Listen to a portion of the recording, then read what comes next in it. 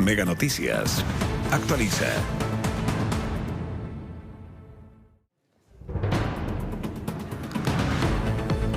Delincuentes asaltan estación de servicio y agreden con un machete a un bombero haitiano que trabaja en el lugar. La víctima resultó con heridas de gravedad.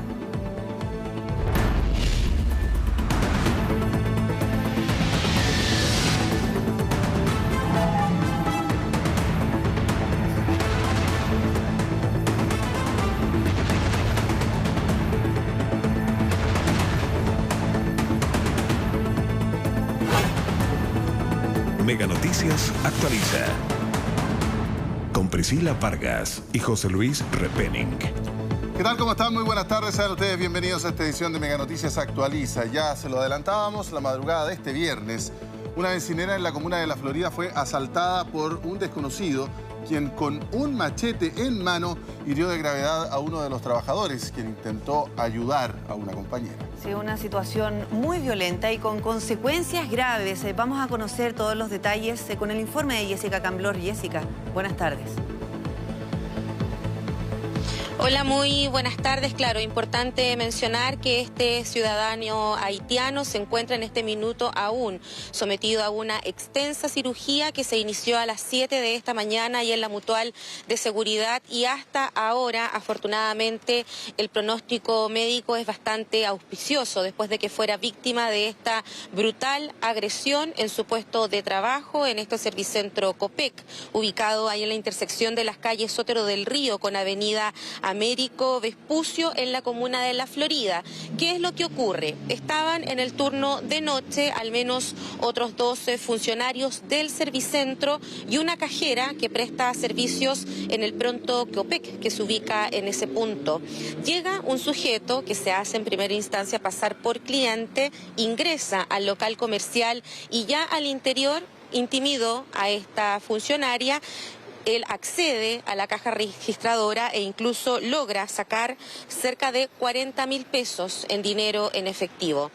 Esta situación fue vista por este funcionario del servicentro, este ciudadano haitiano, y se acerca hacia el local comercial para intentar proteger y también detener a este solitario delincuente. Se ve también en el registro de las cámaras de seguridad que el sujeto ya está saliendo para escapar con el dinero y se encuentra de frente con este ciudadano, que no dudó ningún minuto en intentar detenerlo, y es allí donde se genera el ataque. El delincuente saca una especie de machete de entre sus ropas y comienza a atacarlo. Fue una situación de solo segundos que finalmente propició también que este sujeto pudiera escapar y está siendo hasta ahora buscado por la Policía de Investigaciones, que tomó las diligencias relacionadas con este caso. Los quiero invitar a esta hora a revisar lo que pudimos conversar con la cajera víctima de este asalto, que dentro del nerviosismo estaba, por supuesto, sumamente preocupada por la situación de salud de su compañero. Mire. Me asaltó un tipo de alrededor de 25 o 30 años. Se llevó un monto de 40.000 pesos. Mi compañero, por ver que me estaba atacando, por defenderme a mí, él va con el machete que a mí me intimidó y le cortó sus 2 brazos y parte de su cara.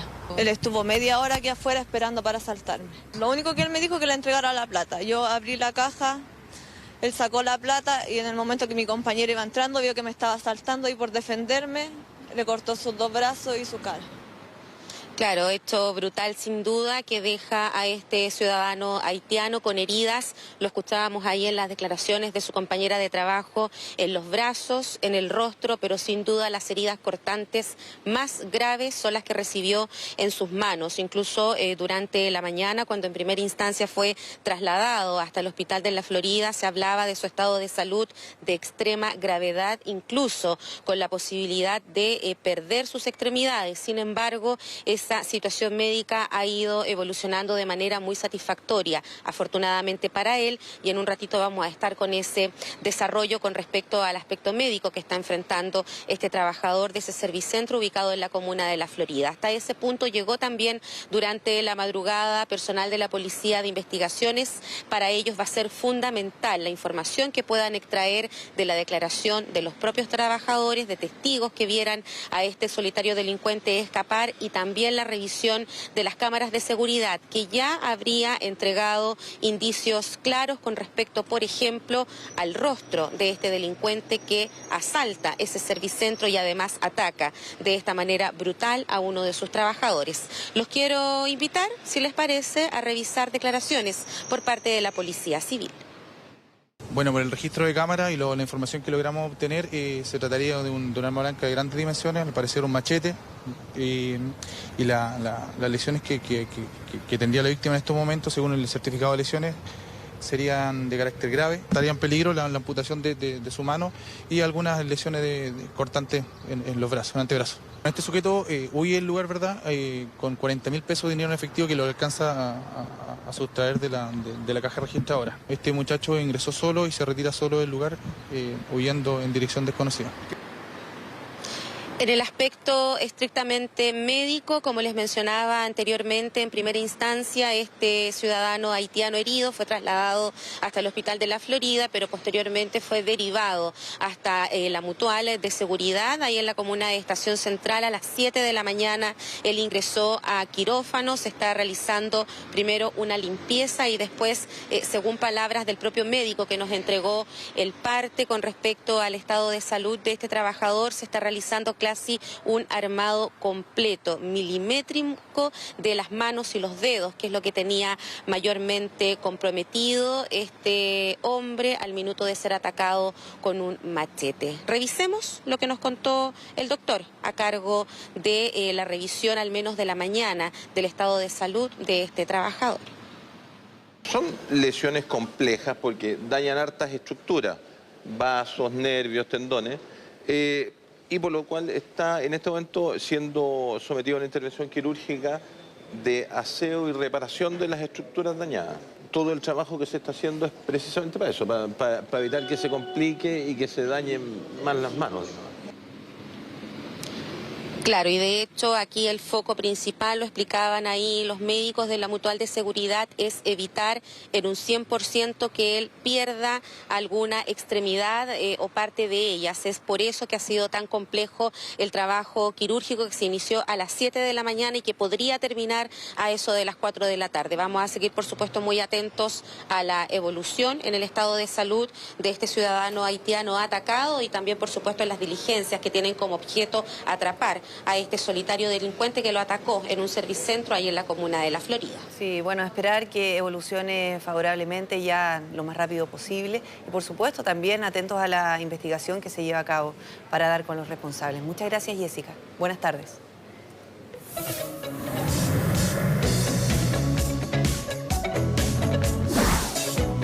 ¿Cómo están ustedes? Buenas tardes, gusto de saludarlos. Ahí Santiago amaneció con cielos cubiertos, se produjeron algunas lloviznas en esta jornada. Sin embargo, en el transcurso de la mañana ha ido disipando esta nubosidad. Vamos a llegar a una temperatura que va a estar dependiendo de la comuna entre los 19 y los 21 grados, fundamentalmente en el sector oriente de la capital. Claro, a esta hora en Santiago hay algunos sectores que todavía presentan abundante nubosidad, como usted podía apreciar en su imagen. Sin embargo, otros sectores han ido perdiendo la cantidad de nubes, particularmente en el sector oriente. Por lo tanto, Santiago se encuentra mayormente nublado. La temperatura ha ido subiendo lentamente. Hay 15 grados en este momento con un 60% de humedad relativa del ambiente. Veamos qué va a pasar el resto de la jornada y los próximos días, particularmente el fin de semana. Claro, hoy día, como decíamos, vamos a llegar hasta los 21 grados en los sectores de más alta temperatura y vamos a promediar los 20 grados en Santiago. Vamos a tener nubosidad parcial todavía un buen rato durante la tarde. Sin embargo, a media tarde, a eso de las 4 o 5 de esta tarde de día viernes, va a ir disipando completamente la nubosidad en la cuenca de la región metropolitana para dar paso a cielo despejado. Situación que mañana, sábado, va a ser la situación predominante en cuanto al estado del cielo. Va a estar mayormente soleado con una temperatura que va a alcanzar los 26 grados con un índice de radiación ultravioleta en categoría de muy alto. Ahí el día domingo con nubosidad parcial, el sector oriente probablemente tenga algo más de nubosidad, pero vamos a llegar hasta los 23 grados de temperatura con una mínima de 9 que va a estar regulada justamente por esta nubosidad. Eso sí, con el índice de radiación ultravioleta en categoría de alto, por lo tanto, sábado y domingo hay que protegerse fundamentalmente entre las 11 de la mañana y las 4 de la tarde. Detienen a ciudadano peruano acusado de asesinar a tiros a un sujeto en el barrio Yungay. Vecinos de esa zona protestaron por los constantes robos que se viven en el sector.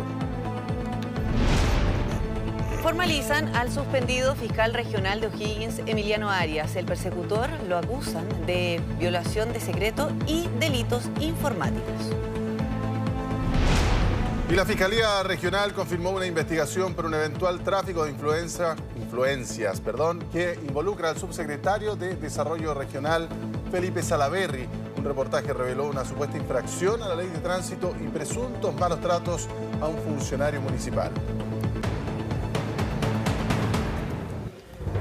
Tal como se lo anunciábamos, y es, por supuesto, una de las noticias más destacadas de esta jornada. Por violación de secreto y delitos informáticos, fue formalizado este viernes en el Juzgado de Garantía de Rancagua el suspendido fiscal regional de O'Higgins, Emiliano Arias. Ahí está Pablo Barza, quien nos tiene todos los detalles de lo que ocurrió precisamente hoy. Adelante, Pablo. Buenas tardes. ¿Cómo están? Muy buenas tardes. Tú lo mencionabas, esta formalización que comienza a eso de las 9:20 de la mañana, pero todo ya comenzó a moverse a eso de las 8:30, cuando llega primero el fiscal Eugenio Campos, el fiscal que está a cargo de esta investigación, en este caso penal. Después, a los 15-20 minutos aproximadamente, llega el fiscal suspendido aún, Emiliano Arias, hasta acá al tribunal, en este caso el Juzgado de Garantía de Rancagua. Fue bastante complejo y además un poco polémica la llegada de ambos fiscales. Primero porque se les pregunta, se les consulta a ambos por estas supuestas amenazas a funcionarios, cómo están viendo todo este tema y además cómo se ha envuelto finalmente esta formalización. Y es ahí que finalmente hay estas frases cruzadas, como por ejemplo que no se litiga por televisión, que finalmente se le da una venia finalmente el fiscal Arias también diciéndole que a él que lo felicita prácticamente por no hacerlo a través de la televisión. Así que ya desde ahí comenzó esta pugna que después sigue en la formalización que dura cerca de una hora aproximadamente.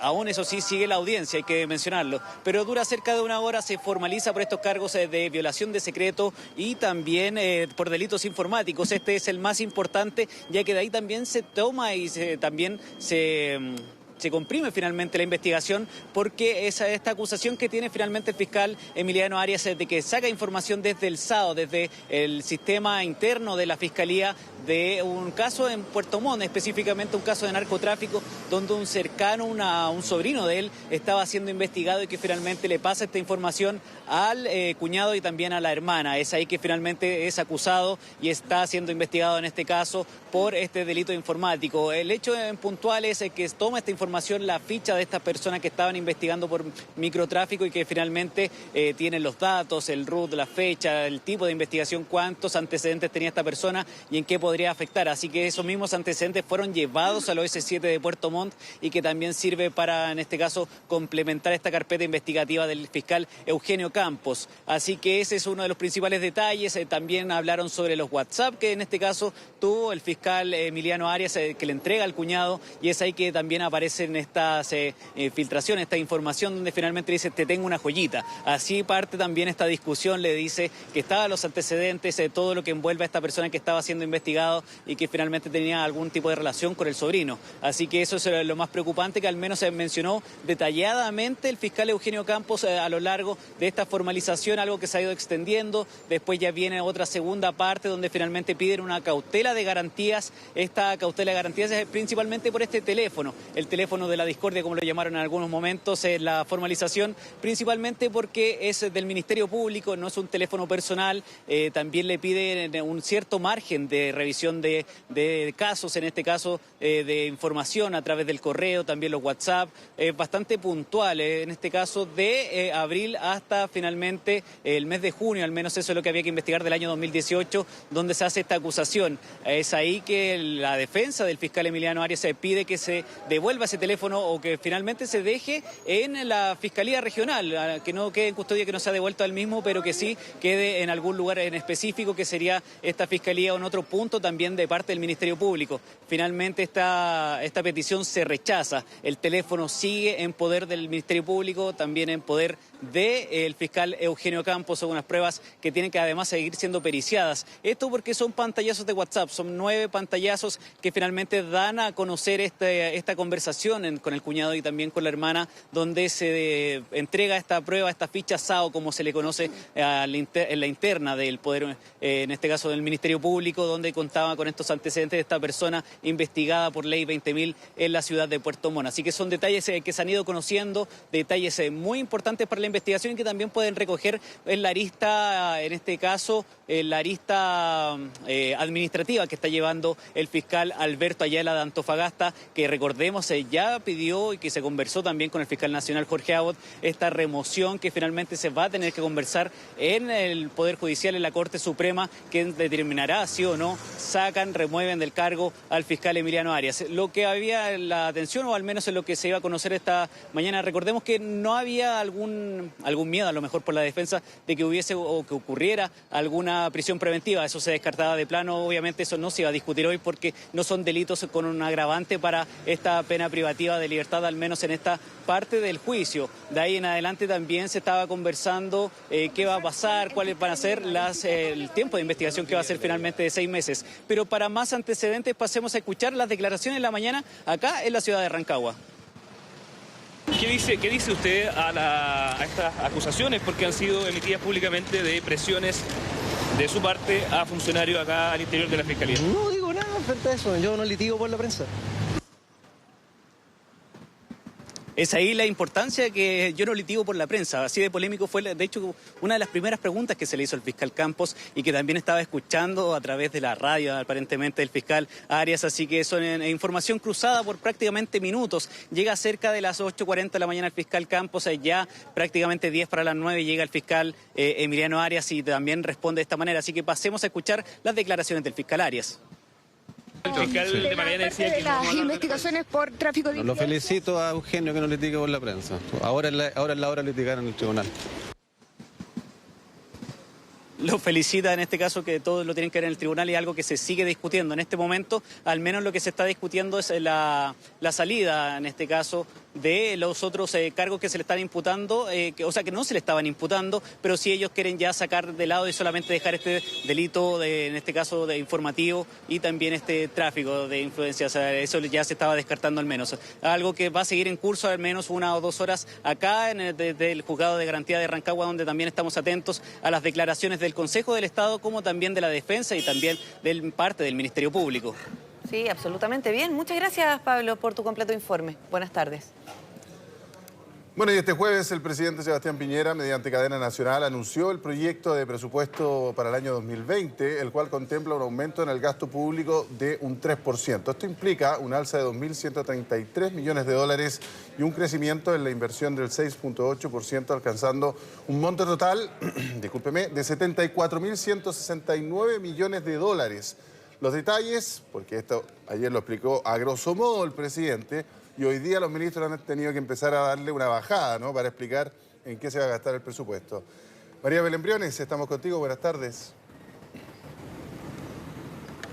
Hola, buenas tardes, ¿cómo están? Aproximadamente 14 minutos duró la cadena nacional del presidente de la República, Sebastián Piñera, donde dio a conocer el presupuesto, las platas que se van a gastar durante el próximo año, lo que ellos estiman, 74.169 millones de dólares, es decir, un aumento de un 3% del gasto en comparación al año pasado. Un presupuesto bastante austero, así lo dijo el gobierno, también lo han dicho los economistas, los expertos, y también lo deja en evidencia la propia cifra. es el más austero desde los últimos 17 años, es decir, desde 2003, cuando el presupuesto aumentó en un 1,5%. Con este erario, la inversión va a crecer en un 6,8%. Bien temprano ya estaban desplegados los ministros, en nuestro caso, el ministro de Hacienda, Felipe Larraín, quien participó en uno de nuestros noticieros donde dio a conocer más detalles de este presupuesto, así que pasemos a escuchar lo que dijo. Que este sea un presupuesto reactivador, pero que también sea un presupuesto responsable. ¿Responsable por qué? Porque tenemos que dar una garantía al país, a los chilenos, de que vamos a cumplir con nuestros compromisos. Los compromisos que tomamos al comienzo de este gobierno de ir reduciendo el déficit estructural. Y tuvimos una relativamente mala noticia en el sentido de que lo que más nos afectó en términos de ingresos estructurales, que son los que nos permiten gastar, es la caída del precio del cobre. Y esto es determinado por un comité independiente de expertos. Esto nos restó alrededor de 850 millones de dólares de ingresos. Y por eso es que el presupuesto está aumentando y estamos preocupándonos de que sea un presupuesto que vaya en las prioridades de los chilenos y también que reactive. Así que... Bueno, después de esa entrevista rápidamente el ministro se fue a Teatino 120 al Ministerio de Hacienda porque tenía que preparar lo que ya es una actividad oficial después de que el presidente de la República da a conocer el presupuesto en una cadena nacional. Él junto al director de presupuestos conversan con la prensa y dan a conocer más detalles. Ahí el ministro fue bastante enfático y lo dijo nuevamente en que era un presupuesto responsable y también audaz. Así que justamente pasemos a escuchar lo que dijo el ministro y también cómo responde a las críticas de la oposición. Bueno, espero que nos vayan a aplaudir de la oposición porque en general no nos aplauden, más bien nos critican. Pero me hago cargo, por supuesto. La audacia, ¿dónde está la audacia? En el aumento de la inversión. Tenemos aumentos de más de 7%, 7,5% en obras públicas, en vivienda, en los presupuestos en regiones, en salud. O sea, inversión en estos que son grandes centros de inversión, por decirlo así. Vamos a tener una expansión que es aún mayor del 6,8%, que es la inversión general.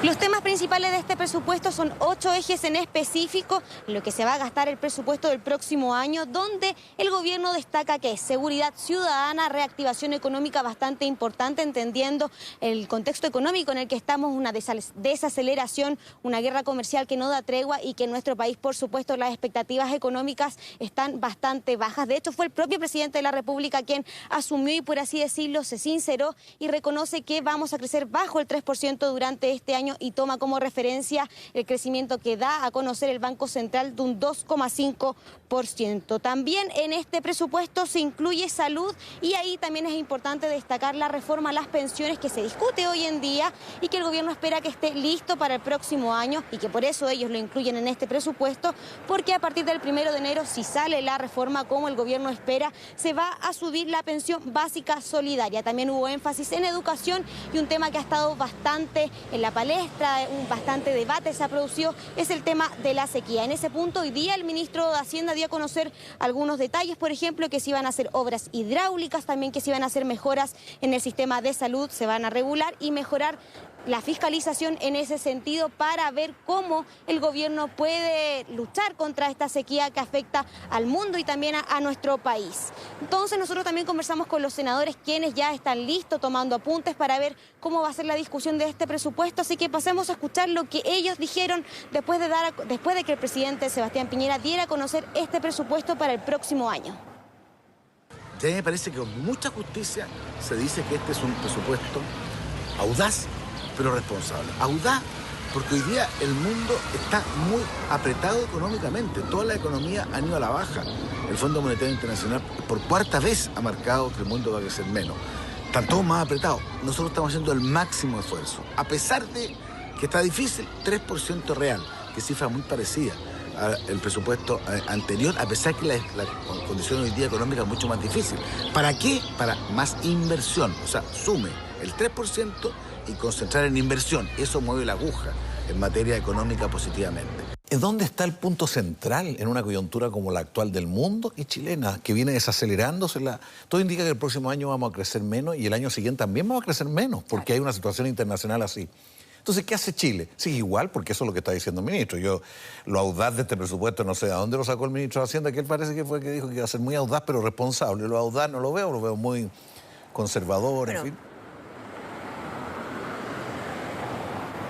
Los plazos que son siempre importantes, el gobierno tenía hasta el día lunes para ingresar este proyecto del presupuesto 2020 en el Congreso, pero ya está 100% confirmado. A las 3 de la tarde de este viernes, el ministro de Hacienda, Felipe Larraín, junto al director de presupuesto, Rodrigo Cerda, se van a acercar al ex Congreso para entregarle este proyecto del erario al presidente de la Cámara de Diputados, Iván Flores. Ellos dijeron que era para estar tranquilos durante este fin de semana, y lo otro que es importante, entonces, desde que el gobierno entrega este presupuesto al Congreso, se tienen 2 meses para discutir y así esté finalmente el presupuesto del próximo año. Claro, y vamos a ver entonces qué es lo que ocurre. Ya queda muy poquito para que se presente de manera oficial, como tú lo decías, a las 3 de la tarde. Nos quedamos pendientes. Muchas gracias. Buenas tardes. Muy bien, ¿qué le parece si lo invitamos a revisar algunas de las noticias que estamos tratando aquí en Mega Noticias Actualiza? Mire, delincuentes asaltaron una estación de servicio y agredieron con un machete a un bombero de nacionalidad haitiana que trabajaba en el lugar. Quedó lamentablemente con heridas de gravedad. Por otro lado, mire, formalizaron finalmente al suspendido fiscal regional de O'Higgins, Emiliano Arias. Al persecutor lo acusan de violación de secreto y de delitos informáticos. En otros temas, detuvieron a un ciudadano peruano acusado de asesinar a tiros a un sujeto en el barrio Yungay. Y los vecinos de esa zona, usted comprenderá, están molestos y protestaron, de hecho, por los constantes robos que se viven en ese sector. Y la Fiscalía Regional confirmó una investigación de oficio por un eventual tráfico de influencias que involucra al subsecretario de Desarrollo Regional, Felipe Salaverry. Un reportaje reveló una supuesta infracción a la ley de tránsito, malos tratos e intentos, además de que no prosperara la multa municipal. Bien, vamos a revisar una noticia policial. Tiene que ver con la detención a un ciudadano peruano acusado de asesinar a tiros a un sujeto en el barrio Yungay. Vecinos de esa zona protestaron por los constantes robos que se viven en ese sector. Jessica Camblor nos va a ampliar esta información. Jessica, te escuchamos nuevamente. Adelante. Claro, retomamos el contacto para analizar otra vez este caso ocurrido el día martes del asesinato de un ciudadano colombiano a plena luz del día y que además dejó al descubierto nuevamente, o más bien dio relevancia a esta denuncia de lo que tienen que vivir los vecinos de ese sector del barrio Yungay, ahí en la comuna de Santiago. Ellos nos mencionaban durante esa jornada que los hechos de violencia lamentablemente son reiterados, a plena luz del día, y que están marcados por el tráfico de drogas y también por asaltos constantes de los cuales ellos son víctimas. Estaban esperando más medidas de seguridad por parte de las autoridades y como estas no habían llegado, al menos hasta la tarde de ayer, decidieron durante la noche iniciar una protesta por nuevos asaltos violentos que se habían registrado en las últimas horas en ese punto de la capital, de los cuales incluso habían registros de cámaras de seguridad que ellos estaban dispuestos a otorgar al Ministerio Público para así agilizar la persecución con respecto a estos delincuentes que operan en ese punto de la comuna de Santiago. Los quiero invitar a revisar lo que pudimos conversar con los vecinos que lideraron la protesta. Mire. Nosotros estamos acá denunciando en este momento el abandono que hemos sufrido de parte de la Municipalidad de Santiago. Hoy día mismo, acá en la puerta de nuestro condominio, nos acaban de robar. Hay gente que ha sido agredida, hay robos por todos los lugares que nosotros presenciamos a diario. Aquí que la gente está siendo asaltada. Asaltos principalmente desde el supermercado, en los negocios cercanos, la gente tiene miedo permanentemente. Está complejo, yo soy nacida y criada en el sector. Hemos tratado de armar comités, hemos tratado de organizarnos a permanencia y siempre está el miedo, el factor miedo, porque hay muchas personas adultas mayores. Están sin duda cansados de esta situación de inseguridad con la que viven desde hace muchísimo tiempo. De hecho, el día en que fuimos a seguir teniendo más antecedentes con respecto al crimen de este ciudadano colombiano. Ellos nos mencionaban justamente que han hecho un llamado reiterado a las autoridades, a Carabineros, al municipio por ejemplo, poner cámaras de seguridad en el sector, aumentar las rondas por parte de Carabineros, pero que eso no se había concretado. Ahora lo que esperan a raíz de esta protesta y también a raíz del asesinato de este ciudadano colombiano ocurrido el martes recién pasado es que estas rondas de patrullajes preventivos por parte de Carabineros se concreten y que también se haga un barrido para terminar con los episodios de violencia de los cuales ellos como residentes también están siendo víctimas. Con respecto al caso que detona la situación de inseguridad de los vecinos, hablamos del crimen de Brian Andrés Otero Gómez, de 24 años, ocurrido, como les mencionaba, el martes recién pasado. Hay avances en la investigación porque durante esta jornada la Brigada de Homicidios de la Policía de Investigaciones dio a conocer la detención del autor de los disparos que provocan la muerte de este ciudadano colombiano. El detenido es Brandon Adriacén Santos, tiene 24 años, de nacionalidad peruana, y fíjense que tiene varias condenas ya anteriores, por ejemplo, por porte de armas, lesiones, último delito por el cual incluso estaba cumpliendo libertad condicional al minuto de decidir salir en búsqueda de este sujeto y asesinarlo, básicamente por problemas que tenían desde hace muchísimo tiempo vinculados al tráfico de drogas. Los quiero invitar en este minuto a revisar los antecedentes que obtuvimos en voz de la Policía Civil. El día de los hechos, la víctima se encontraba en la vía pública, momento en el cual llega el imputado, previsto un arma de fuego con la que le dispara en diversas oportunidades, hiriéndolo en la región del cráneo y en una extremidad superior. De acuerdo a un amplio empadronamiento efectuado en el lugar, se logró la ubicación de testigos presenciales de este hecho, además de registros de cámaras de vigilancia, lo que permitió la identificación del autor de este delito, quien andaba prófugo de la justicia. De acuerdo a los antecedentes reunidos hasta el momento, se trataría de rencillas anteriores por tráfico de drogas. Ciudadano peruano de 24 años que va a ser formalizado durante esta jornada por ese homicidio ocurrido el día martes ahí en el barrio Yungay, en la comuna de Santiago. De todas maneras, no terminan las diligencias relacionadas por este caso, porque recordemos que este detenido, al momento de concretar el crimen, escapa en una motocicleta, así que se está buscando al segundo coautor de este crimen. Vamos a seguir atentos a todas esas diligencias que quedan pendientes. Los quiero invitar ahora a cambiar de tema. Vamos hasta la comuna de Renca porque allí se produjo un atropello fatal durante esta madrugada. Fíjense que un tren de carga que trasladaba cobre hacia el norte estaba transitando por el sector de Eulegio Altamirano con calle Los Tilos cuando el conductor de la máquina se percata que en las vías muy cerca del paso del tren había una persona tendida sobre las vías. Intenta activar los frenos, pero lamentablemente ya era demasiado tarde y termina atropellando a esta persona que no ha sido identificada hasta este momento. Está trabajando Carabineros en ese caso y conversamos con ellos. Mire.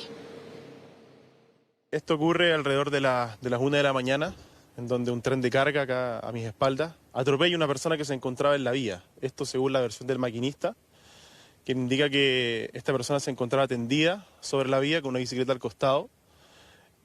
Esta acciona el freno de emergencia, pero no alcanza a frenar debido a la distancia que implicaría esto. Y obviamente lo atropella, causándole la muerte. Actualmente no está identificada la persona. Los antecedentes que actualmente manejamos es que es un hombre aproximadamente entre 40 y 50 años. Claro, solo se maneja que es un hombre de entre 40 y 50 años, pero por eso es importante el trabajo que está realizando incluso hasta esta hora Carabineros y también la autopsia y el informe final que tenga que emanar el Servicio Médico Legal, donde también se van a cotejar huellas, ADN, para así identificar a la víctima de este atropello ocurrido durante la madrugada ahí en la comuna de Renca. Bien, muchas gracias Jessica por tu informe. Buenas tardes. Bueno, sigue el debate en torno a la posibilidad de retirar los fondos de pensiones. Esta mañana la Coordinadora Nacional de Trabajadores y Trabajadoras No Más AFP realizó una conferencia de prensa con la presencia de María Angélica Ojeda, la profesora Antofagasta, cuyo caso la Corte de Apelaciones de Antofagasta derivó al Tribunal Constitucional. Ahí estuvo Catalina Muñoz, quien ha seguido este tema muy de cerca todos estos días y nos va a explicar qué es lo que ha sucedido hoy. Buenas tardes, Catalina. Buenas tardes, José Luis. Más que una conferencia de prensa, esto fue una fiesta que se llevó a cabo en la CUT, en la sede de la CUT que está ahí en Santiago Centro. Habían muchos adherentes a la coordinadora No Más AFP, también por supuesto de distintas federaciones de trabajadores. Y así llegó entonces a Santiago esta profesora de Antofagasta, María Angélica Ojeda, de quien hemos hablado toda la semana, quien también es la responsable de haber puesto este tema en la mesa, el retiro de los ahorros previsionales. Recordemos, ella lo que quiere entonces es sacar toda su plata que ahorró durante su jornada laboral, que fue profesora entonces de matemática en Antofagasta. Son cerca de 46 millones de pesos. La AFP le negó esta, por supuesto, petición y ella fue a la Corte de Apelaciones de Antofagasta a presentar un recurso de protección, lo que llegó posteriormente al Tribunal Constitucional, quienes tienen que dar una respuesta a la Corte para que ellos fallen finalmente.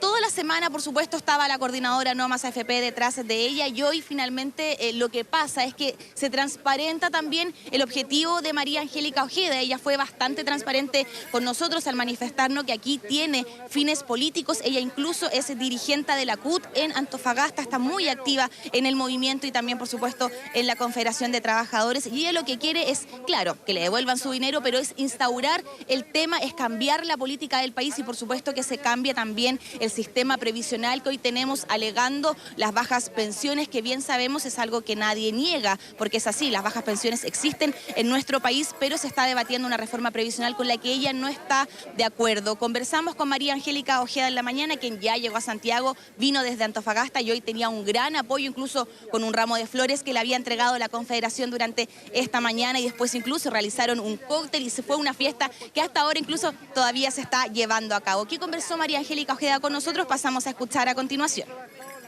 Nuestro objetivo es ponernos, ¿cierto?, en la discusión y en el debate es cómo se generan hoy día nuestras pensiones y cómo miles de pensionados en Chile viven en forma miserable. De eso se trata en nuestro objetivo político, ¿no es cierto?, como el movimiento No Más AFP, es mostrar que los chilenos no pueden, recurrir a sus propios fondos de que les sacaron a través de su año laboral.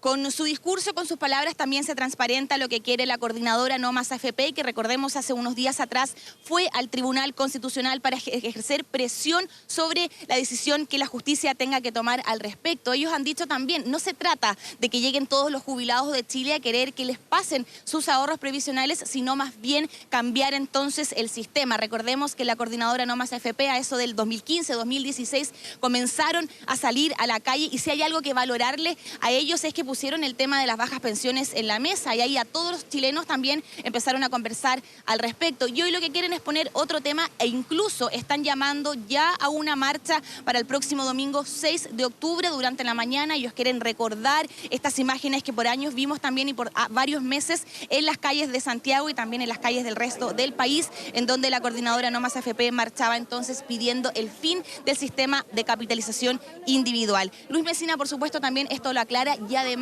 incluso son bastante tajantes porque Bárbara Figueroa, la presidenta de la CUT, dice que las indicaciones que ayer se presentaron en el Congreso a la reforma previsional no son la solución e incluso hace un llamado a los parlamentarios de la oposición a no seguir con esto, sino que definitivamente no votar la reforma del gobierno. ¿Qué dijeron entonces los dirigentes sindicales? Pasamos a escuchar a continuación.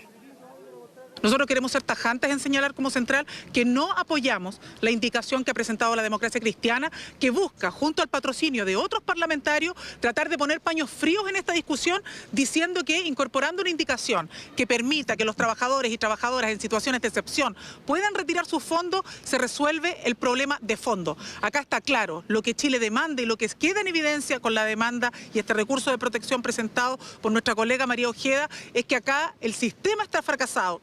El objetivo fundamental de los trabajadores es restituir la seguridad social como un derecho fundamental. Lo ha dicho yo diría de manera reiterada nuestra profesora. Ahora bien, nos preguntan insistentemente qué pasa con la gente si después de un fallo favorable la gente está en condiciones de retirar el dinero, cuestión que no era el objetivo fundamental. ¿Qué hemos dicho? Si la gente hoy día tiene absoluta desconfianza porque nos tienen en una suerte de corralitos aprisionados las AFP, la gente es mucho más responsable para poder tener y disponer de su propio recurso. Ese es el objetivo fundamental.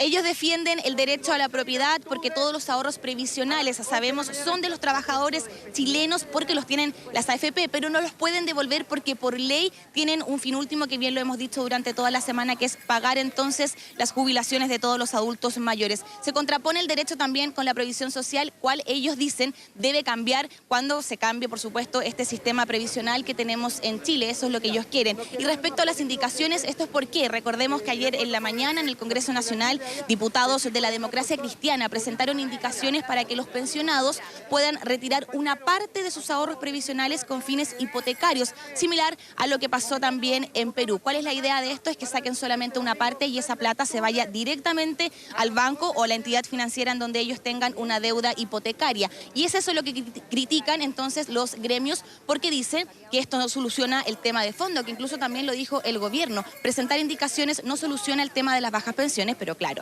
es muy distinta la opinión que tiene el Ejecutivo con la que tiene la Confederación No Más AFP. Además, también es importante recordar que esta idea del retiro de los ahorros previsionales es de bastante tiempo atrás. Incluso la AFP Cuprum periódicamente presenta la idea de que la gente pueda retirar parte de sus ahorros, pero ellos lo que dicen que sería bueno solo en caso de cuando una persona tenga alguna enfermedad catastrófica y solo una parte para que por supuesto pueda financiar entonces esta enfermedad. Es un tema que está en la agenda y que además se ha acrecentado en las últimas horas con la renuncia del presidente de la Asociación de AFP, que Andrés Santa Cruz, que ayer les decíamos en la mañana podía entonces tener coletazos. Él fue bastante crítico sobre la actitud del movimiento No Más AFP y también sobre María Angélica Ojeda, diciendo que querían acabar con el sistema también, y palabras bastante fueron criticadas por la oposición y también en redes sociales, y eso lo llevó entonces ayer en la tarde a presentar su renuncia. Sobre esto también y sobre lo que está pasando conversó en la mañana con nosotros el ministro de Hacienda Felipe Larraín, quien recordemos es quien lidera esta reforma previsional en el Congreso. Pasemos a escuchar sus palabras.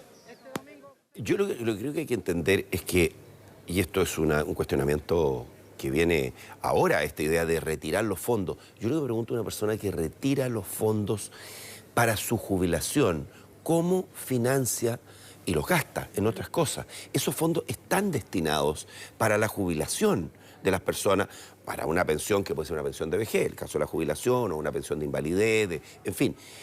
Pero estos fondos tienen un destino específico y yo diría que la gran partida de los países del mundo, porque o sea, una mayoría abrumadora de países se destinan a este fin.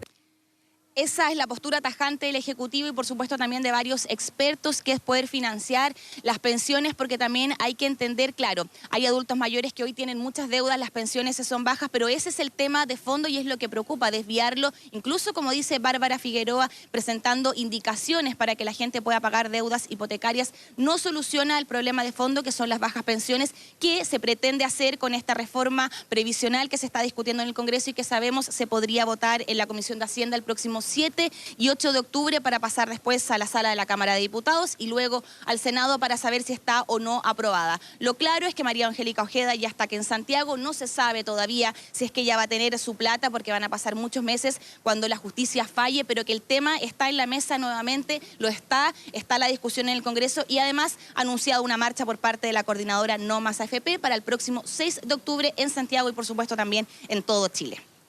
Sí, bueno, es un tema súper complejo, Cata, porque al final sacar la plata, hay mucha urgencia, uno entiende que los adultos mayores y las pensiones son bajísimas y que hay un problema en el sistema y que hay que corregirlo, eso de todas maneras, pero sacar el dinero tampoco resuelve el problema de las malas pensiones, es como una medida parche. Evidentemente que acá hay también una estrategia política, todo ha sido discutido y conversado al respecto.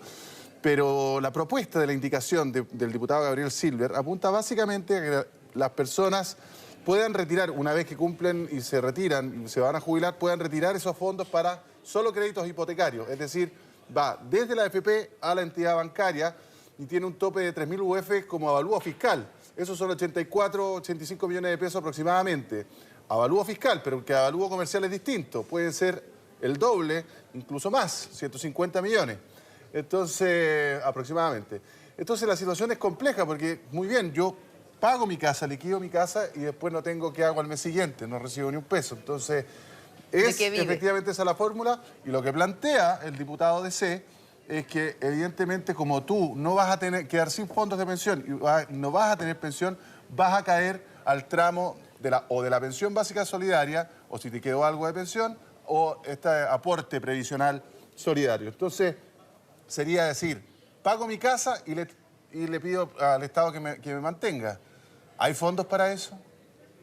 Es complicado. ¿Cuántas personas finalmente terminarían haciendo la siguiente conclusión? Es conveniente llegar a jubilarse con la deuda hipotecaria, porque finalmente, si voy a poder retirar mis fondos, alguien se va a hacer cargo de cómo yo voy a vivir más adelante. Y además va a ser el Estado. Hay otro tema, porque también se dice, bueno, pero la persona puede pagar su casa, arrendarla, destinarla, no sé, como arriendo de oficina, qué sé yo, aprovechar el inmueble, pero no todo el mundo tiene la educación financiera ni conoce de negocios inmobiliarios. Entonces, también no sé, yo no digo que esté bien o esté mal, lo que digo es que es una cosa que no se puede tomar a la ligera y que hay que estudiarla muy bien. No vaya a ser que mucha gente retire su plata y después no tenga pensión, o que el Estado no sea capaz de absorber esa carga y termine endeudando al fisco, que ha sido uno de los grandes dolores de cabeza en Argentina, en Brasil y muchos otros países. Bueno, pero es una discusión que seguramente tú, Cata, vas a seguir de cerca, ¿no?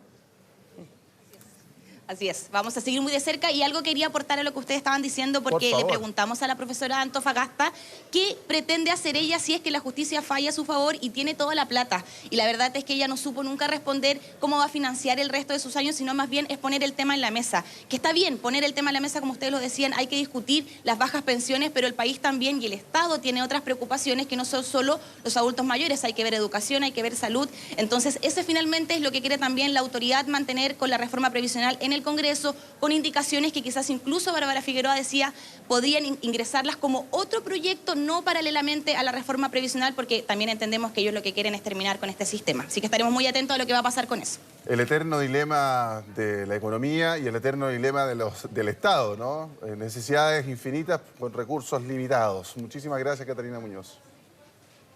Estén bien, buenas tardes.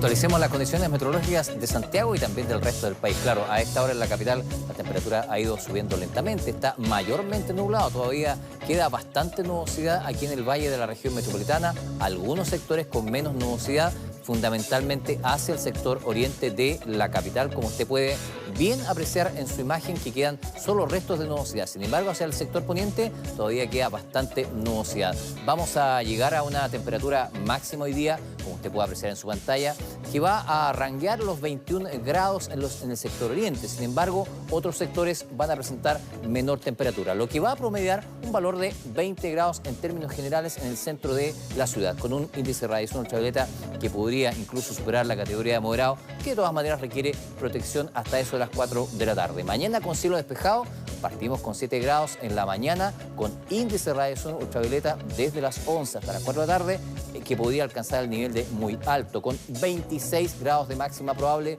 va a estar moderadamente caluroso. Sin embargo, el día domingo cambia el panorama y vamos a tener nubosidad parcial, 9 y 23 grados las extremas, ambiente templado durante la tarde con índice de radiación ultravioleta en categoría de alto. Bueno, revisemos las condiciones meteorológicas en regiones durante lo que queda del día, porque claro, vamos a tener una situación de abundante nubosidad en varias regiones del país, producto de la cercanía de un sistema frontal y a la vez una situación de inyección o empuje de la nubosidad producto de este sistema frontal. Un ejemplo de ello es la zona central. Ahí en la zona norte del país, con 19 grados la temperatura máxima, solo entre nubes, índice de radiación muy alto en general en toda esa zona, a excepción de la costa de la región de Atacama y Coquimbo, que va a tener todavía abundante nubosidad. En Iquique soleado, Mejillones también soleados, con 18 y 20 grados respectivamente de temperatura máxima. En La Serena, mayormente nublado, ambiente fresco, 17 grados la temperatura máxima, con índice de radiación ultravioleta en moderado en su mínimo valor. Avancemos hacia el sector céntrico del país, porque claro, ahí vamos a ir a... volvamos, claro, acá sí tocamos la zona central del país. Veamos si funciona esto. Comentemos mientras tanto que, claro, la zona central del país va a tener abundante nubosidad el resto de la jornada. En el sector de la costa vamos a tener nubosidad parcial y eso va a hacer que la temperatura no suba demasiado en Valparaíso, porque claro, esa ciudad solamente va a tener 14 grados ahí hoy día con sol entre nubes, algunos sectores más con más nubosidad y sobre todo en la parte de los cerros con abundante nubosidad y algo todavía de humedad, porque esta nubosidad que se genera producto de los restos de la vaguada costera no va a permitir que la temperatura siga subiendo demasiado. Avancemos hacia el sector sur del país, claro, ahí en Concepción con cielo nublado, 14 grados, decíamos que en la zona central abundante nubosidad, las temperaturas no superan los 19 grados en los valles y en Valparaíso 14. Situación que se repite ahí en Concepción con 14 grados, cierto índice de radiación en categoría de bajo porque el espesor nuboso es bien importante. También hubo llovizna aquí en el sector centro-sur, al igual que en Santiago, que totalizaron 0,2 milímetros de precipitación, muy bajo el registro, 16 grados en Temuco como máxima, en Valdivia con cielo nublado 14 grados la máxima y en Puerto Montt con 15 grados el valor hoy día de temperatura máxima. Avancemos hacia la zona suraustral del país, claro, ahí en Coyhaique con cielo nublado, 16 grados la temperatura. Recordemos que hace un par de días estuvo hasta más de 20 grados. Ya comienzan a moderarse las temperaturas en esa zona. Ahí en Torres del Paine hoy día comenzaron la jornada con 1 grado bajo cero. 12 grados la temperatura máxima, mayormente nublado. Ahí en Punta Arenas también mayormente nublado, con algunos claros ocasionales de sol. 13 grados la temperatura máxima. Es el pronóstico de la Chile continental. Veamos Chile insular en este sector. Isla de Pascua hoy día con buenas condiciones de tiempo, 22 grados la temperatura máxima, índice de radiación muy alto, radiación UV muy alto, al igual que en Juan Fernández, con cielo mayormente nublado, 14 grados la máxima probable, comenzaron con una temperatura muy bajita de 8 grados. Y ahí la Antártica, con cielo nublado, tuvieron algunas nevadas al comienzo de la jornada, la máxima probable 0 grados ahí en el territorio antártico chileno. Recordar que el fin de semana, sábado algo caluroso, domingo más fresquito con 23 grados. Seguimos avanzando en las noticias y revisamos ahora la polémica que desató el subsecretario de Desarrollo Regional, Felipe Salaverry. Siguen los coletazos tras la acusación en su contra por una supuesta infracción a la ley de tránsito y malos tratos a un funcionario municipal. Desde la oposición piden su salida del cargo. Más detalles los vamos a conocer con Silvia Córdoba y hay algo más grave todavía que es el tráfico de influencia. Va a ser investigado. Adelante, Silvia. Buenas tardes. Sí, exactamente. Son un sinnúmero de acusaciones en contra del subsecretario de Desarrollo Regional, Felipe Salaverry, que llegó a esta jornada 8:45 acá al Palacio de la Moneda y en completo silencio, sin poder divisar a esta autoridad que sigue con esta polémica tras estas acusaciones, la violación grave a la ley del tránsito, como ustedes lo mencionaban, además de insultar a esta persona que habría dado esta infracción en el mes de agosto en la comuna de Ñuñoa, y asimismo lo que ustedes mencionaban, esta investigación por presunto tráfico de influencias a su hermana Iris Salaverry, que recordemos, tras esta investigación dada a conocer por Radio Bio Bio, es que se cuenta que esta persona habría buscado ocultar esta infracción de su hermano cuando fue acusada en el mes de agosto. Lo que sí es que ha habido completo silencio acá en el Palacio de la Moneda, pese a las declaraciones del ministro Andrés Chadwick, que pronto vamos a conocer también parte de estas declaraciones que van en el sentido de defender al secretario de Estado, pero asimismo en esta autoridad regional es dar cuenta de las diferentes polémicas que han surgido y sobre todo las declaraciones de los diferentes partidos que piden su salida, sobre todo desde la oposición. Fue desde el Partido por la Democracia quienes acusaron al gobierno de defender a Salaverry sobre este tema que aseguran ser graves, pidiendo que por favor dé este paso al costado. Pasemos a escuchar parte de estas declaraciones. Resulta tremendamente paradójico que la vocera de gobierno, que el subsecretario Salaverry cuestionen la ley que señala y entrega facultades explícitas hace más de 20 años a las municipalidades de nuestro país. Es por eso que valoramos a su vez la declaración emanada ayer por parte de la Asociación de Funcionarios del Ministerio del Interior, que señala que el subsecretario, que lo sucedido en la Municipalidad de Ñuñoa no es un hecho aislado, sino que es una actividad recurrente su actuar. Si bien el partido, la UDI, donde milita el subsecretario, ha sido clave también en mantener todo el contacto posible con esta autoridad, que esta jornada ha realizado todas sus actividades de forma normal. Incluso acá en el Palacio de la Moneda se le trató de preguntar al presidente Sebastián Piñera en medio de una de sus actividades acá en el Palacio de la Moneda, donde guardó completo silencio, pero que se da en medio de este resguardo que ha tenido el gobierno y sobre todo el apoyo a Salaverry, asegurando que lo clave es que esta persona siga en tanto a las investigaciones que se están realizando por parte, recordemos que ayer fue al juzgado de policía local para prestar todo tema sobre estas investigaciones, donde él ha asegurado a través de este comunicado público que conocimos en la jornada de ayer, donde es completamente falsa estas acusaciones, donde se habla de dos versiones que son completamente distintas y que esta jornada desde este partido, desde el gremialismo, es que han tomado completo resguardo y sobre todo el salir a defender a esta autoridad regional. Pasemos a escuchar parte de estas declaraciones, sobre todo lanzando estos dardos a la oposición, asegurando que primero hay que ver las investigaciones para luego actuar desde el gobierno. Escuchemos estas declaraciones. Llamamos precisamente a la izquierda y particularmente a los concejales del PPD de la comuna de Ñuñoa que de verdad se preocupen de realizar bien su trabajo, no en términos de enlodar o en términos de sacar provecho político de esta situación, sino que más bien se preocupen de hacer su trabajo con respecto a los vecinos y a la situación que en Ñuñoa muchas veces sucede.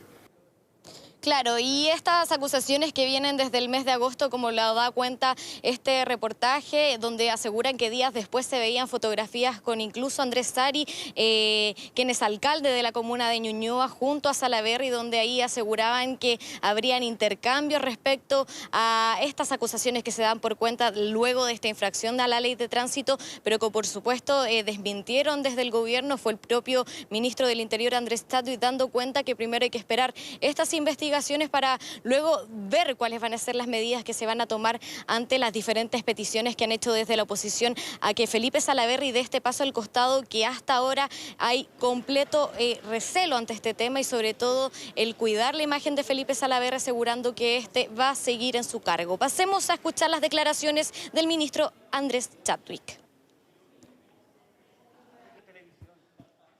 Nuestra principal preocupación como gobierno es que ante dos versiones que son contrapuestas, nos parece que lo justo, lo prudente, lo racional es que esto se esclarezca a la brevedad posible por la justicia. Para este gobierno, la probidad de los funcionarios públicos, el no abuso ni asomo de ejercicio abusivo del poder que pueda tener una autoridad es un elemento esencial. Bueno, ahí estaba el ministro del Interior y hay un tema ahí cuando dice hay dos versiones contrapuestas, pero ojo, no son dos versiones contrapuestas simples, porque se supone que un funcionario municipal, un inspector municipal, tiene la facultad de pasar y cursar infracciones en la calle por una razón muy sencilla, porque es un testigo, un ministro de fe, una especie de ministro de fe. Usted cuando va a estar en la calle, está estacionado, se pasa una cruz roja y llega un funcionario municipal y le pasa un parte, usted va al juzgado policial local. ¿Y cuántas veces cree usted que logra sacarse ese parte frente al juez? Yo me atrevería a decir, sin tener el dato concreto, que por lo menos en el 99,9% de los casos usted se lleva la infracción para la casa. Y eso es así. Entonces, no son dos versiones contrapuestas. Es un ministro de fe contra un ciudadano, por muy autoridad que sea, es un ciudadano que cometió una infracción. Entonces, yo no entiendo por qué se demora tanto el gobierno. Si, además, lo grave no es que haya tenido un parte, porque todos podemos tener un parte, todos nos podemos equivocar, todos podemos ser incluso, no sé, maleducados con un funcionario municipal. Si eso es feo, feísimo, horrible, moralmente muy feo, pero cualquiera puede tener un parte. Si aquí lo grave, básicamente, es si es que hubo o no tráfico de influencias. Si hubo tráfico de influencias, que lo está investigando la Fiscalía, es ahí donde está la gravedad del asunto. Y es ahí donde tienen que venir las sanciones. No porque se pasa un parte, evidentemente, y el abuso de poder también podría ser algo que le podría costar el cargo. Esto lo va a determinar primero el juzgado de policía local y después la Fiscalía que está investigando por oficio, ¿o no? Claro, exactamente, es parte de las investigaciones, por eso el silencio también de Salaverry, que ya habló ayer y por eso se dedica también a sus labores hoy día acá en el Palacio de la Moneda. Y en estas dos versiones que, claro, tú mencionas, es exactamente donde buscan esta defensa, asegurando que a través de este comunicado público, donde se muestran evidencias asegurando que él estaba con su hija al interior de este vehículo, que así también iba junto a su madre, que era imposible que se haya pasado estas 3 rojas mientras iba ahí conduciendo en la comuna de Ñuñoa, pero que algunos apuntan a la cercanía que tiene con la municipalidad de Ñuñoa, donde él ha hecho este trabajo y seguimiento antes de ser subsecretario de Desarrollo Regional, pero que todavía esto está en desarrollo, que es parte de la justicia, pero lo que sí es que han habido declaraciones desde la propia UDI, sobre todo desde la presidenta Jacqueline Van Rysselberghe, eso sí, hablando sobre la Fiscalía, este rol que tienen ellos y apuntando a que tiene cercanías con la izquierda. ¿Cuáles son estas declaraciones? Pasemos a escucharlas inmediatamente. Uno se pregunta, ¿por qué la Fiscalía tiene esta rapidez para actuar de oficio en un caso que tiene que ver con una infracción de tránsito que lo resuelven los tribunales de policía local y no tiene la misma rapidez, por ejemplo, para actuar de oficio en las denuncias que hubo hace un par de semanas por OAS en el caso de financiamiento irregular de la expresidenta Bachelet? Yo de verdad me impresiona el oportunismo de la Fiscalía, el sesgo de la Fiscalía, en donde de verdad aparece como un brazo armado de la izquierda chilena. Aquí hay que centrar bien el foco. El tema no es la discusión que él pudo haber tenido con este funcionario municipal que está actuando de ministro de Fe al momento de ser controlado porque se había pasado las luces rojas. Eso es un punto. Lo otro es el tráfico de influencia y es eso lo que está investigando la Fiscalía. No si es que él tuvo o no este intercambio de palabras o cómo se llevaron a cabo los hechos. Es definitivamente lo más grave que pasó. Efectivamente, hay un parte. Y efectivamente, la senadora se equivoca, porque la Fiscalía no abre esta investigación de oficio por el parte, si a nadie le importa el parte. Es el tráfico de influencias. Y hubo una llamada de la hermana del subsecretario Felipe Salaverry, efectivamente, que está incluso con hora, donde ella llamó para preguntar quién había sido el funcionario municipal que había controlado a su hermano, que lo iba persiguiendo incluso con la intención de chocarlo. Eso está y al menos es una prueba. Eso para que la senadora entienda bien que de eso se trata. Sí, no de la discusión de la palabra de uno contra el otro. Eso es importante aclararlo. Silvia. Sí, exactamente. No es una pelea de uno contra otro, pero lo que sí hay que esperar estas investigaciones, tráfico de influencia, que se habla directamente a la hermana de Felipe Salaverry, Iris, y donde se habla de otros presuntos delitos, donde ahí estaría involucrado el propio subsecretario de Desarrollo Regional.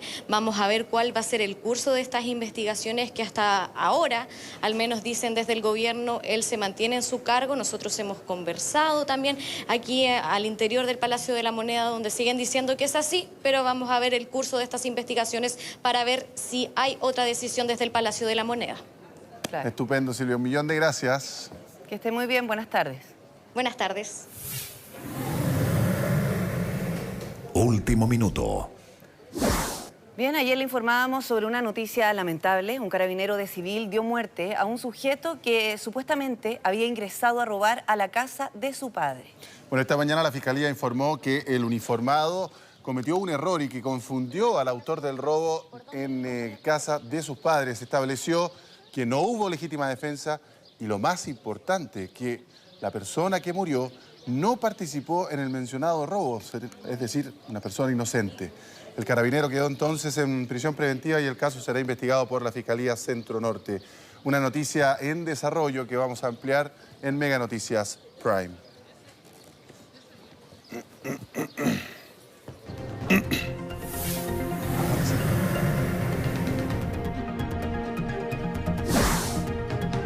Bien, ahora vamos a dejar el país y vamos a viajar al exterior, pero de todas maneras lo que ocurre afuera nos repercute de alguna forma porque estamos también centrados en lo que va a ser la COP25. Exactamente. ¿Cierto? Mariana Schmidt nos va a contar las novedades que hay en el mundo. Hola, ¿cómo están? Hola, Mariana, ¿qué ha pasado? Muy buenas tardes, ¿verdad? Está todo el mundo, literalmente, incluso los chilenos muy preocupados, ¿verdad?, de esta crisis climática, y quien ha tomado liderazgo en movilizar a la gente, sobre todo a los jóvenes, es Greta Thunberg, que también tomó un protagonismo en la cumbre de este tipo que se desarrolló en Naciones Unidas.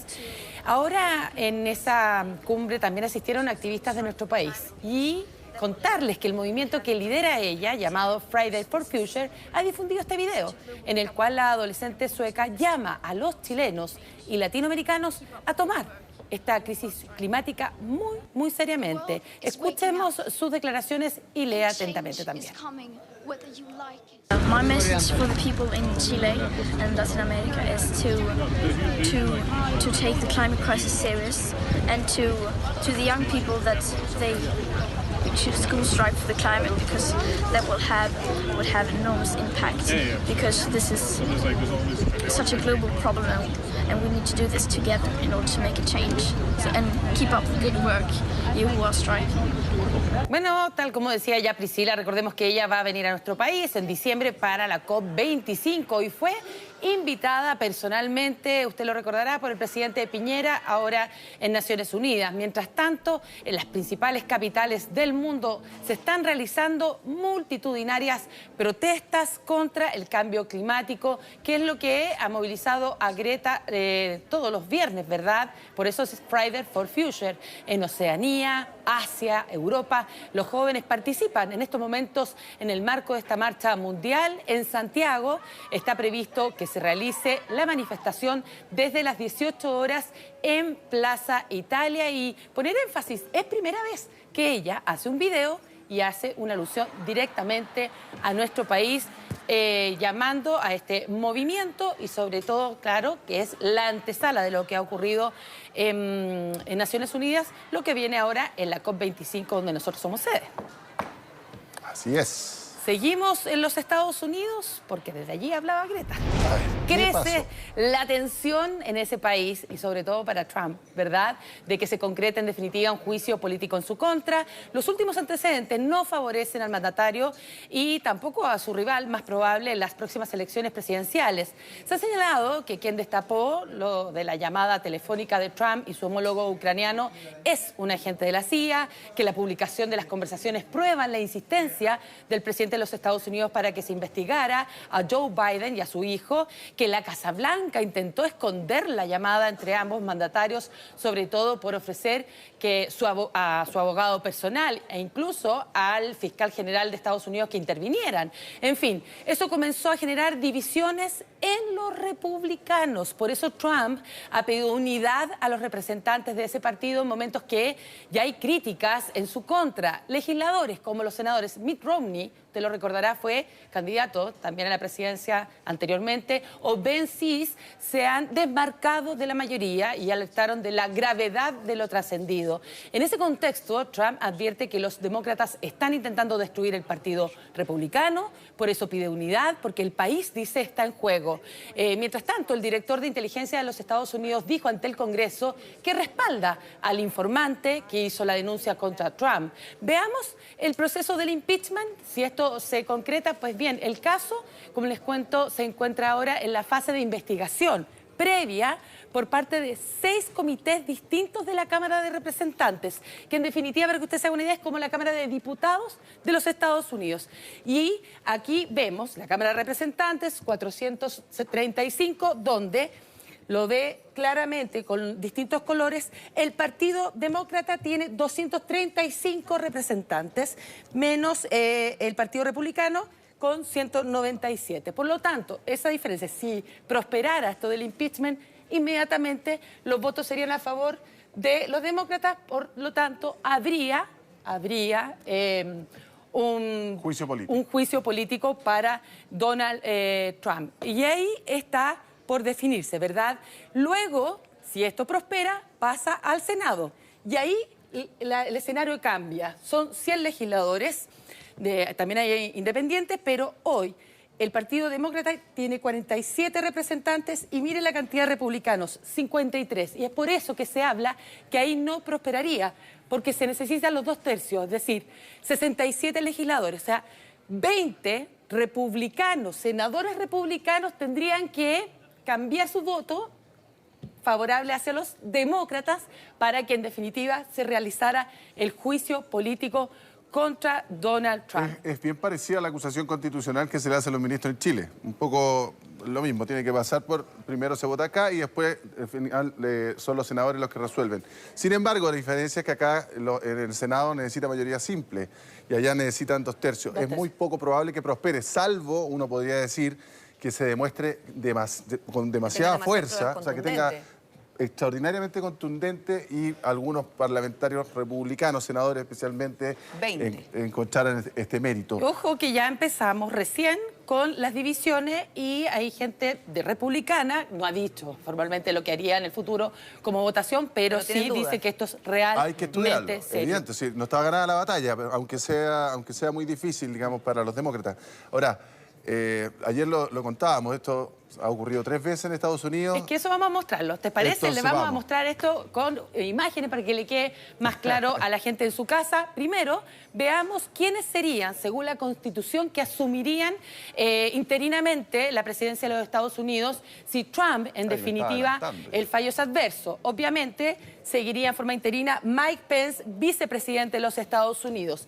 Si él, por ABC motivo, desiste de hacerlo, ¿a quién le corresponde? A Nancy Pelosi, que es la presidenta de la Cámara de Representantes, líder de los demócratas. Recordemos que la que anunció Trump, la acusación. La que anunció la acusación, le costó, la anunció, pero ella es realmente relevante porque es la líder de los demócratas.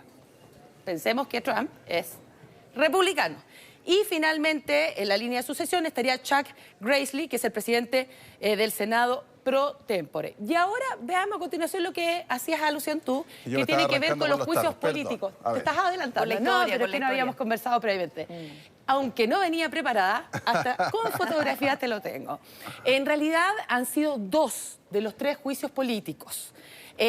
¿Por qué? Porque se le iba a hacer un juicio político a Richard Nixon. Ustedes sabrán, en 1974, bueno, con todo el escándalo de Watergate, pero no prosperó. ¿Por qué? Porque él renunció antes de que se llevara a cabo el juicio político. El más antiguo tiene que ver en 1868 con Andrea Johnson, que él intentó despedir al secretario de guerra tras la guerra civil en Estados Unidos. Y finalmente, y yo creo que la gente lo recuerda muy bien, tiene que ver con Bill Clinton en 1998 por haberle mentido en relación al caso de... Cuando se destapó el escándalo de Lewinsky, le preguntaron, ¿usted?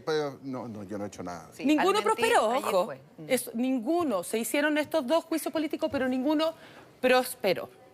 Bueno, vamos a hacer tema que vamos a seguir hablando en los próximos días, sin lugar a dudas. Así que continuemos con otras noticias que nos llegan desde el exterior y hacen alusión, sobre todo en los Estados Unidos, y ponga atención usted en sus casas, sobre todo quienes son consumidores y utilizan estos cigarrillos electrónicos, porque ya en los Estados Unidos está creciendo aún más la polémica.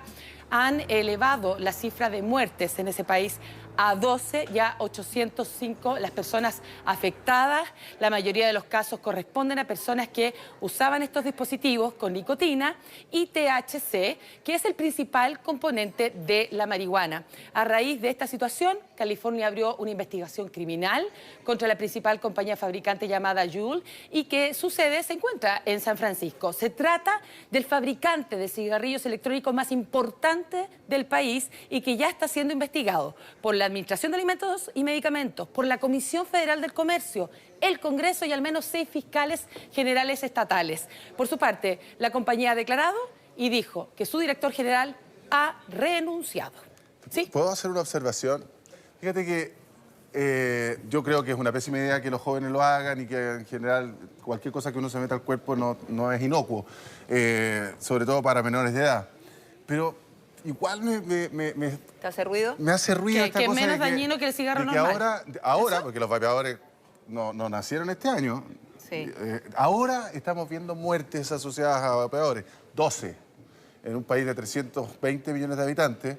Y se haya generado toda esta polémica. Es que da para pensar mal en el sentido de que ¿quién estará detrás de algo así si hechos concretos, pruebas científicas de que efectivamente esas 12 muertes se hayan atribuido solo a los vapeadores es lo que genera dudas? Porque eso no está tan claro. Por eso uno tiende a pensar que serán las grandes industrias de cigarrillos, por ejemplo.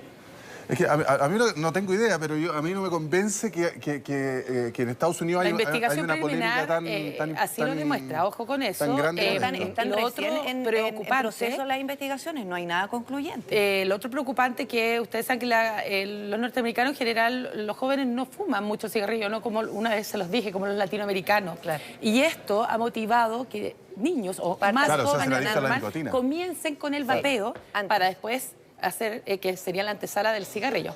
Bueno, un tema que está en discusión y por eso también les quiero poner énfasis porque hay mucho vapeo también en nuestro país. A ver si se van a tomar medidas en el futuro. Vamos con Venezuela. Nicolás Maduro ha asegurado que el presidente de Rusia, Vladimir Putin, mantendrá su firme apoyo militar a su país y que será en todos los campos de la cooperación técnico-militar con el propósito de fortalecer su sistema de armas para la defensa. Mientras tanto, la ONU aprobó por mayoría el envío de una misión a Venezuela para investigar las violaciones de los derechos humanos.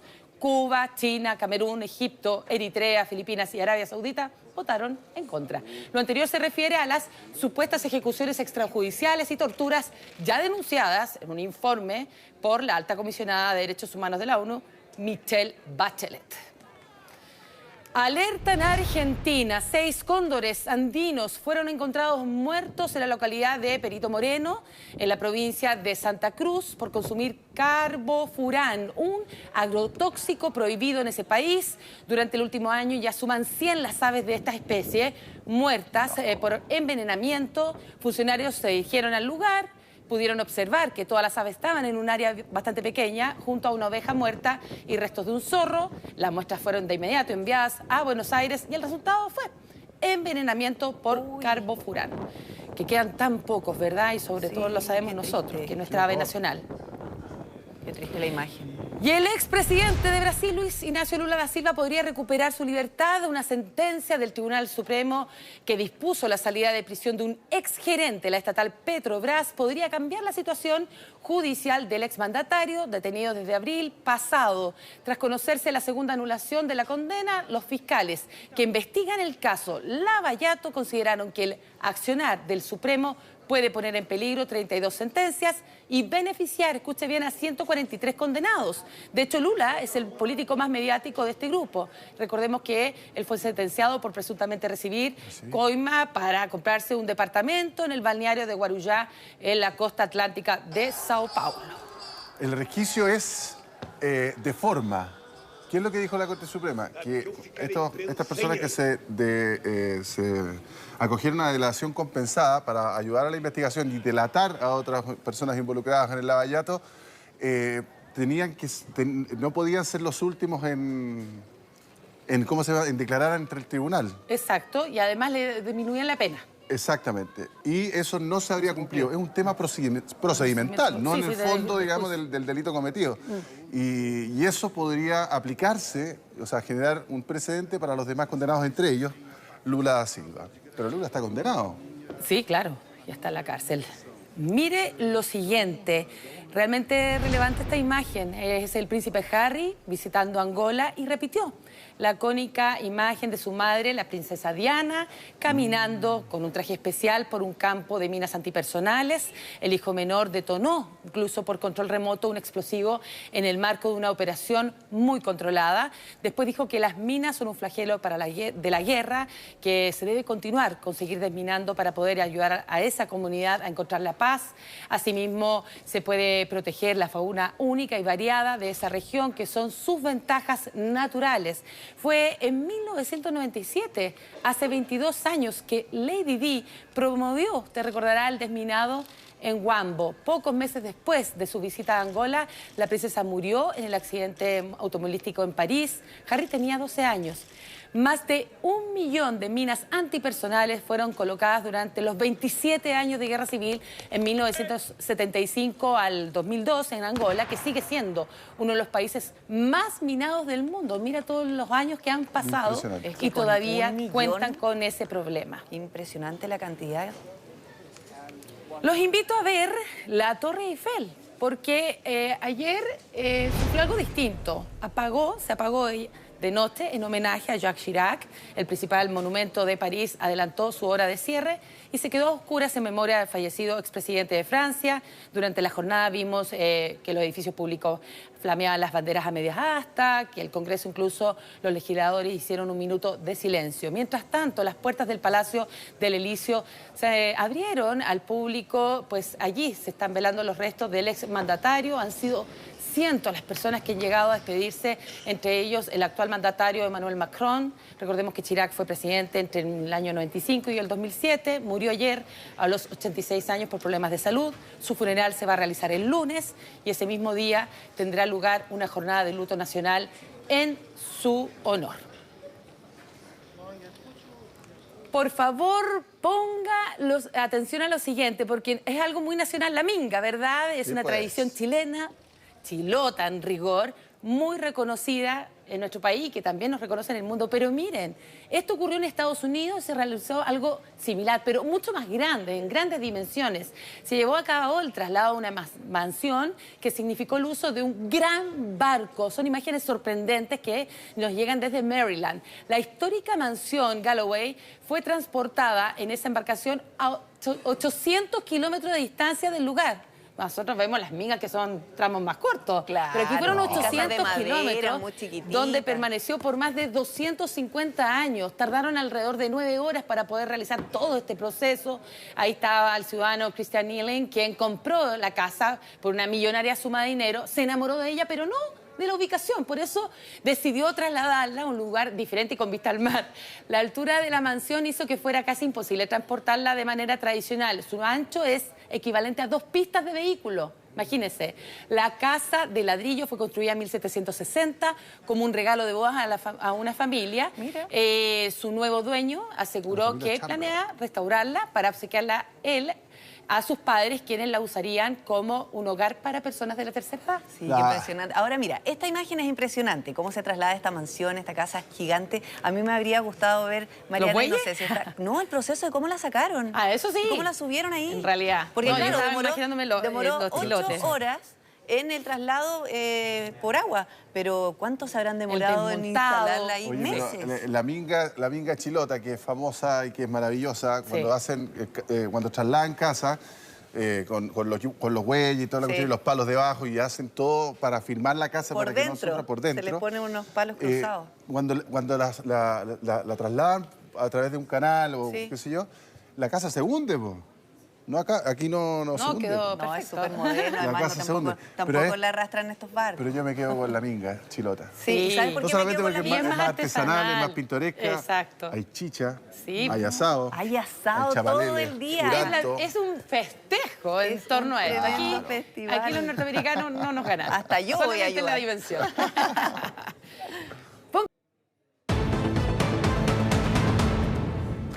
Muy bien, ya estamos de regreso para contarles que 2 funcionarios de Carabineros resultaron heridos a bala en enfrentamientos que se registraron en Cañete, específicamente en el sector de la ruta Lanalhue.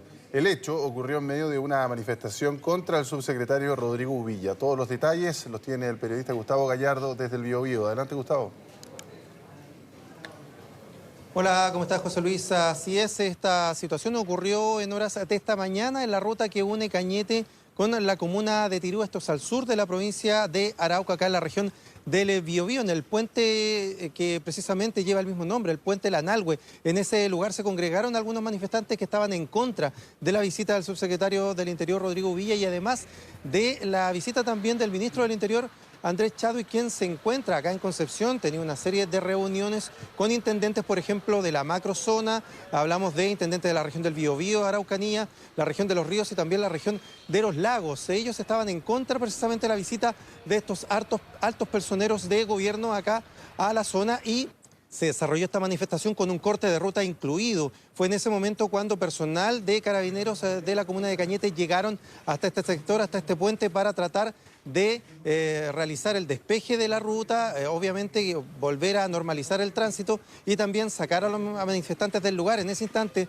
se produjo un enfrentamiento donde hubo 2 funcionarios de Carabineros que resultaron heridos por perdigones y también incluso por el impacto de bolones de acero. Se utilizaron obviamente armas de fuego para esta situación y Producto de este hecho es que estos dos funcionarios de Carabineros, identificamos como el capitán Fernando Quiñiñir Pino y también el cabo segundo Francisco Palma Carrasco. El primero resultó con una lesión en su cuello y el segundo con una lesión con armas de perdigones en una de sus piernas. Fueron trasladados primero hasta el hospital de Cañete y posteriormente llevados hasta acá, hasta la comuna de Talcahuano, hasta el hospital naval, donde incluso recibieron la visita del ministro del Interior y también del general director de Carabineros, quien se encuentra acá en la zona. Escuchemos declaraciones de funcionarios de Carabineros que estuvieron en el lugar y prestaron ayuda, en este caso, a los heridos. Escuchemos. En la ruta P660, que sector de Lanalhue específicamente, Puente Lanalhue también, individuos desconocidos efectúan cortes en la ruta, atravesando árboles en la calzada con riesgo de accidente para las personas. Por lo tanto, Carabineros de inmediato procede al despeje de la ruta y en los momentos que se encontraba despejando la ruta, vilmente, individuos comienzan a efectuar disparos con armas de fuego al personal de Carabineros. Producto de estos disparos con armas de fuego, resulta lesionado un capitán de Fuerzas Especiales, como así mismo un cabo segundo, también de Fuerzas Especiales, con impactos balísticos en la superficie corporal. Hemos lamentado hoy día, una acción de violencia rural, de violencia terrorista en la zona de Cañete. Seguramente con el propósito de querer amedrentarnos, seguramente con el propósito de que este tipo de reuniones y de acciones y de coordinación de la policía buscan debilitarla. No lo van a lograr. No lo van a lograr. Estamos trabajando juntos, coordinados, nuestras autoridades regionales, nuestros carabineros, nuestros policías de la PDI, nuestra fiscalía, precisamente para combatir la violencia rural. Bueno, el capitán Fernando Quiñiñir Pino, quien fue el que resultó con la lesión más grave en su cuello, ya había sufrido una situación similar. También se vio envuelto en un hecho ocurrido el año 2012 en el lago Yeuyeu, donde también resultó afectado y quedó con una lesión a bala. Por lo tanto, desafortunadamente es la segunda vez en este poco tiempo que lleva de servicio, del año 2012 hasta ahora, que sufre una lesión producto de un impacto de bala por enfrentamientos de este tipo. José Luis. Perfecto, Gustavo, muchísimas gracias. Que tenga buenas tardes. Último minuto. Señaló directamente acá afuera que usted mintió respecto a quién llevó adelante las negociaciones para el juicio abreviado de Herman Chadwick. Ella señala que no fue el fiscal Moyo, sino que fue con usted con quien llevó adelante esa negociación. A ver, en relación con acusaciones de ese tipo, de verdad que no sé qué le pasa a esa señora, digamos. Pero en relación con eso, lo que son las negociaciones de abreviado, en definitiva, además son secretas entre las personas que intervienen, se estarían vulnerando. Acá ella declaró en un sumario administrativo... Estamos escuchando al suspendido fiscal regional de Rancagua, Emiliano Arias, que hoy día fue su formalización y salió ya en lo que estamos viendo en la lista penal y está respondiendo a las preguntas de la prensa. No, para nada. Si se están entregando antecedentes, y otra vez, sería más que en decirlo, se están entregando antecedentes para que se persiga a otra persona. Se hace la denuncia, se hace una denuncia concreta entre ellos y el sujeto con posterioridad es detenido. Y por eso el Ministerio Público corta en ese momento la famosa formalización. Muchas gracias. En este caso, por este teléfono, finalmente no se le va a devolver. El principio de igualdad ante la ley, la verdad que, por supuesto que no, porque no se está beneficiando a nadie. Pero uno no tiene el WhatsApp del fiscal. Pero si no se está beneficiando a nadie. Aquí no es un beneficio para una persona. Aquí es una persona que hace una denuncia, se persigue un delito y se consigue con posterioridad una detención. Gracias. ¿A quién se hicieron estas presiones? Le consultaba yo. Usted dice que hubo personas que fueron presionadas para declarar contra usted en esta formalización de cargos que finalmente la Fiscalía omitió, que usted persiguió un delito en este caso de la entrega de información. Ah, sí, claro, eso es lo que acabo de señalar, digamos, la formalización, que es bastante extensa, se entiende a hechos que no son constitutivos de delito, por cierto, en su parte, y en su médula tampoco se señala acá, en definitiva, cuál fue la finalidad y cuál fue la consecuencia, sobre todo. La finalidad fue entregar antecedentes para que se persiguiera un delito y el sujeto fue efectivamente perseguido. Y en relación a las presiones, que otra pregunta que hicieron, en relación a las presiones, yo soy muy respetuoso de las personas que han sido presionadas. Yo he investigado y he llevado muchos juicios orales por este tipo de presiones, entiendo lo complicado complicados que pueden estar, así que no daré ningún otro dato con respecto a eso. Muchísimas gracias. Bueno, ahí estaba respondiendo a las preguntas de la prensa Emiliano Arias. Recordemos que el fiscal fue formalizado por delito informático y revelación de secreto. Según Eugenio Campos, el fiscal regional de Magallanes, que lleva adelante esta lista penal, Arias cometió estos delitos entre el 17 y el 18 de abril del año 2018. ¿Cuándo? Cuando sacó información del Ministerio Público para entregársela a su hermana María Graciela Arias y su cuñado Hans Heidel Jacob. Y según los antecedentes que se entregó, habría sido por orden de Emiliano Arias a su secretaria Carolina Contreras para obtener esta ficha del Sistema de Apoyo de Operación, el SAO, a las personas de la persona de iniciales PANI, que sería un sobrino, ¿no? Bueno, esto es el comienzo de una investigación. Recuerden que formalizar es simplemente que a una persona se le presentan cargos, no hubo medidas cautelares mayores, más que arraigo nacional. Hay unos WhatsApp también que se presentaron como pruebas que van a ser evidentemente claves para poder determinar si efectivamente es culpable o no el suspendido fiscal regional de O'Higgins. Por supuesto, Pablo Abarza está allá y vamos a tener un completo informe para Mega Noticias Prime. Muy bien, nos vamos, como siempre, a nombre de este maravilloso equipo, tremendamente agradecidos de usted por su compañía durante estas 2 horas. Sí, pues, y poco más, 2 horas y cuarto. Claro, cuando ustedes seguramente están almorzando, algunos ya queda poco para salir de sus trabajos, dirigirse a sus casas y disfrutar del fin de semana. Esperemos que así sea. Sigue informándose a través de nuestras plataformas digitales y, por supuesto, también a las 9 de la noche, algunos minutos pasaditos. Ahí está mi compañero en Mega Noticias Prime. Nos vemos. Chao, gracias.